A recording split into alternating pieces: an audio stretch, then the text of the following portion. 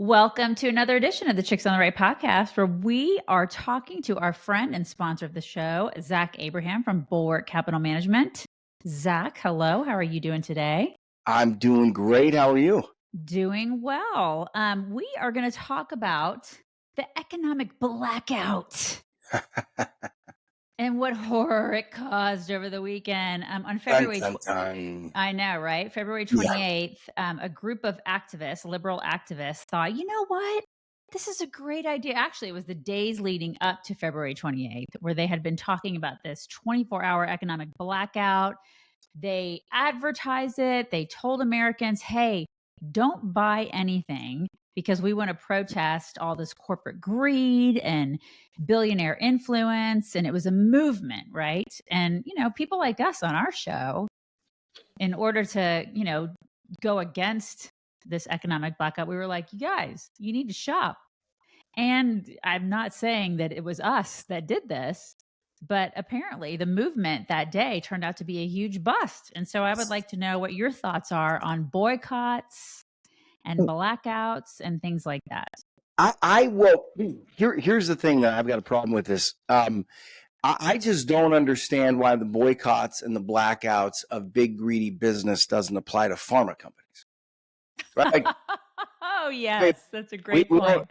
Isn't it funny? We got to pick selectively which big greedy capitalists we like, Right. which ones we don't. Well, it's kind of like billionaires, right? Like some billionaires are bad and some billionaires are good. Oh man, well, I've had this is all fun. This is always a fun one, but how many times I heard well, it's just conservatives are the party of the rich, and I'm like, did you see the last election? 2 out of every 3 billionaires voted for your guy. So, right. I don't know what to tell you.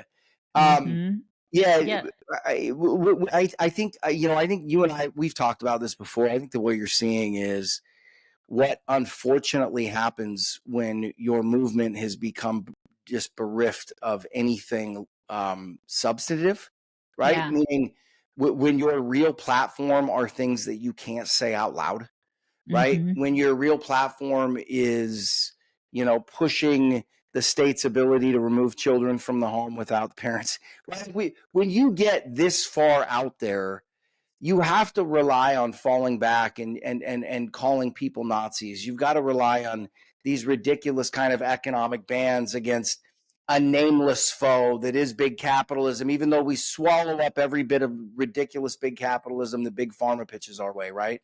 Yeah. Like I just feel like you're watching ideological death, right? Like, and these people are so wedded to the ideology. They've made such a marriage to it in their minds that they can't look at they're not going to sit back and acknowledge that the lens that they've looked at the world through is completely flawed. Right. So it's just going to keep getting more bizarre, more out there, more conspiratorial. Now Elon Musk is a Nazi, right? Like just the superlatives will just keep flying. And, it's we're still having a lot of debates in this country about whether the mainstream media is biased. I was thinking about this the other day. Like, why don't we just sit one of these people down in front of a TV? And I would love, somebody's probably done it. I would just love to say, okay, Trump's a racist, right? The comments he made at the one, where was the one place where he made Charlottesville. Yeah, Charlottesville, which has been debunked like 18 ways to Sunday. Right. And they keep doing it, but I would love to run that real clip in front of like 5 of them at the same time and go, what do you have to say about that? Right. Just answer the, just hear what they have to say. Yeah. Like, and I think that's, you got these people now that we're going to stop spending money. And you're like, A, what do you think that's going to do? Second of all, your ideology now is to a point where you want to hurt America. Yeah. No, I totally agree. And I think boycotts in general are kind of stupid. Like, I remember when people were, conservatives were really pissed off at Target. Do you remember that? Yeah. I think they still are. I think a lot of them still are. But I still shop at Target. Like, I remember when they were mad at Starbucks. I love Starbucks. I'm not going to not, like, we get people, I'll have a Starbucks cup every once in a while and on our podcast, and I'll get conservatives who are super mad at me for just holding up a Starbucks, or just having it as a conservative. And I'm like, listen, I just think boycotts in general are kind of just kind of stupid Well, to yeah, do that. I mean, I understand, like, I know you need to vote with your dollars. I get it. I do understand that notion. I do. But I do think that there's a sense of everybody kind of makes their own decisions in a free America as to what they want to purchase and and no one's going to tell me what to do, you know? yeah. Well, I mean, there are a lot of people that would like to tell you what to do, right? That's true. That is true. It's and the irony is it comes from the side of the aisle that tells you that they're not for coercion and that they're not for, right. They're all for Right. freedom But and don't you think that boycotts usually backfire? Like if you look at Chick-fil-A, remember when everybody was like, "Hey, boycott Chick-fil-A." yeah, Remember how well they ended up doing in that yeah. situation?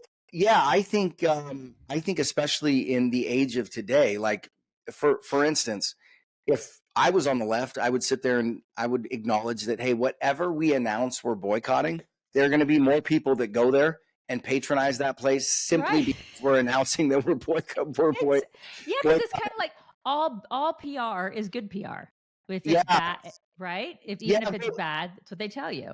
yeah. And this gets back to one of the look. I don't really think people are appreciative enough about what is going on in this country and what could potentially be going on in this country. Meaning, you have a lens and a homeostasis, something that we have viewed, an ideology, a way that we view ourselves, a self-identity as a country we've had for, it's been different at times, but I would say the identity that we've had as a country has really been that has stayed somewhat neutral and been consistent up until this recent generation, really since the end of World War II, right? This basic outline of who we are as Americans, our self identity, and I think that that's really being called into question.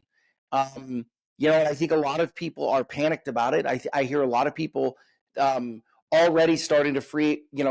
The other thing I'm hearing about, and I don't know if you have any thoughts on this, but I'm hearing a lot of people that I would consider as rational players, even people that I would say that are on the right, that are already starting to freak out over the level of chaos in the Trump administration and starting to hear some of the critiques, people calling out the things that they're doing already. And look, I think that things are coming down the pipe fast. I've listed some concerns about launching a Trump coin, a cryptocurrency coin. And the one thing though that I think people need to remember is that if somebody is earnestly going after the malignant and infected and sick parts of our government, if they are going after that, the din and outcry should be very large. Meaning, the more chaotic and the crazier it sounds, chances are that means that you're getting at the right things. Yeah, I totally agree. I think people are freaked out because they're just so used to the status quo and they're not used to people being in government that are business people Right. that get stuff done so quickly. And that does freak a lot of people. It doesn't freak me out because I mean, I've worked in corporate America and I know that it can, things can get done they can get done quickly. Yeah. Whereas, and they have to, Zach, they have to because he's only got really 2 years to get a lot of stuff done before the midterms. And then really three and a half before like campaign mode starts. So he knows he's got a motor to get a lot of Yeah. stuff done. Mock and I have talked about this a lot on the show. If he doesn't get stuff done, this is it. This is our last chance to fix a lot of things in this country. This is like our only chance to turn the ship around. And if we don't do it this time, I truly don't believe it's going to get done. So, and I think that they believe that too, but that freaks people out.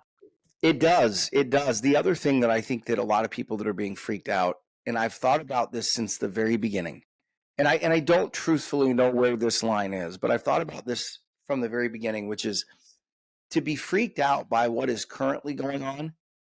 You have to think that there is some type of utility or purpose or something inherently good about the way things are right now. Yeah. Right? Meaning, if you're freaked out about where we're going, I think that you're not being fully aware of where we're at. Yeah. You're not being honest with yourself. Right. Meaning, I think it's kind of one of those. I think it's one of these scenarios. My wife and I laughed about this a lot when we first started our business. The history of aviation, right? So the Wright brothers created the first airplane, right? And they're flying, not the first airplane, but first recorded flight. And Right. where people wanting to like hobby aircraft fly, right? It popped up all over the place. Everybody wanted to fly. But it was extraordinarily dangerous at first because about 60%, if I'm recalling correctly, 60% of air flight, like people that took off in an airplane, died. Right, like 60% of flights ended up in crashes, and the reason why were stalls. Right, they'd get going too slow and they'd fall, they'd lose airspeed and stall. Well, finally, one guy was up there flying. He stalls and he goes, "Well, hey, if I'm going out, I'm going to go out in a blaze of glory." So he goes full throttle, pushes the stick toward the ground, and he's like, "I'm going to go out in a ball of fire." Right. Well, that picked up his airspeed and he pulled out of it. Right. My point in saying that, when my wife and I started our business, it felt like that. Our joke used to be all the time, this is either going to be a wild success or it's going to be a spectacular fireball. Crash and burn. Yeah. Either way, baby, it's going to be fun, right? Right. It's going to be interesting. I kind of view that in where we're at as far as the government, meaning if we continue the way we are on or the path that we're on, I agree with you, we're done anyway.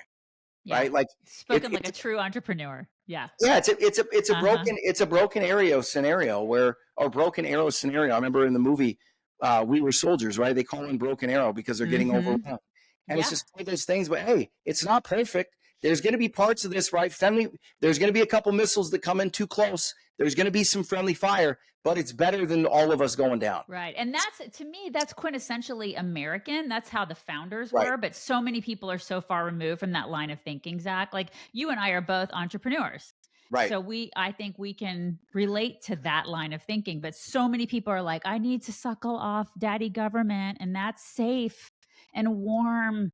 And it's like, that's not the way it's supposed to be, man. Like that's not the way it is. So that's why people, I think, are so freaked out. And they're like, we have to do these economic blackouts. We have to show them. And it's like, just stop.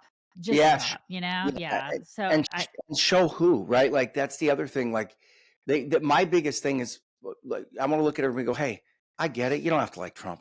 Okay, but please open your eyes and realize how bad you've been getting played by both sides. By both sides. Just wake up. Government is the apparatus that has let you down, right? Yeah. The DNC and the RNC have let you down. Wake up. Yes, totally. I love getting your perspective on these things. And I know people could benefit from getting your perspective on financial everything. So where is it that people can find you? How can they find you? Yes, bulwarkcapitalmanagement.com is the easiest place to find us. We've got our road show coming up here in the next couple of weeks. You can sign up there, no cost. What's the road show? What is the road show? The road show is where it's. I try to keep it to 40, 45 minutes. It's basically a synopsis of what it's like to be a client of ours, what the onboarding process is like. So when you get done with that 45 minutes, you're going to know who we are, what we do, how we do it. And, just a primer of everything about us. And it doesn't lock you into anything. So then after you hear that, if you'd like to speak to me or one of our advisors, then you can go down that path at that time. But just kind of almost like a cyber meet and greet, just to kind of get an idea of who we are and if what we do interests you. Fantastic. Give that website again. Zach. Yes, boycottsmanagement.com, knowyourriskradio.com. Just Google Zach Abraham, Know Your Risk Radio, Bulwark Capital Management. Not hard to find. Awesome. Thank you. We'll talk to you next time. Thanks as always. Services offered through Trek Financial LLC, an SEC registered investment advisor. The opinions expressed in this program are for general informational purposes only and are not intended to provide specific advice or recommendations for any individual or on any specific security. Any references to performance of securities are thought to be materially accurate, and actual performance may differ. Investments involve risk and are not guaranteed. Past performance doesn't guarantee future results. Trek 24308.